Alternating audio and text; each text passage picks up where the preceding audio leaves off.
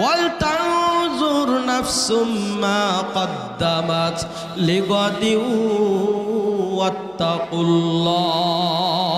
এ মুসলমান ইমানদার, ও আমার বান্দার দল, তোমরা যদি আমি আল্লাহকে ভয় করার মতো ভয় করো, আমি আল্লাহকে যদি ভয় করে চলো, ওয়ালতানজুর নাফসুম মা কদ্দামাত লিগাদ, এরপরে তোমরা তোমাদের নিজেদের আমলের প্রতি আলোচনা সমালোচনা করবা। আল্লাহর ডিউটি 5 ওয়াক্ত নামাজ, আমি আজকে 5 ওয়াক্ত নামাজ ডিউটি পালন করেছি কিনা, আল্লাহর হুকুম সত্য কথা বলতে হবে, মিথ্যা বলা যাবে না। আমি সত্যের জায়গায় মিথ্যা বললাম কিনা আর মিথ্যার জায়গায় সত্য বললাম কিনা। আল্লাহর হুকুম সুদ খাওয়া যাবে না, জিনা করা যাবে না, অপর মাইয়ার দিকে দেখা যাবে না, মানুষকে গালি দেওয়া যাবে না।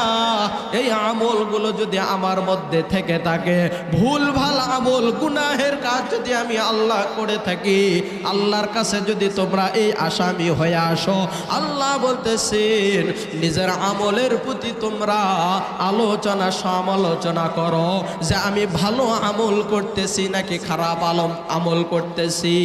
জোরে বলি আল্লাহু আকবার।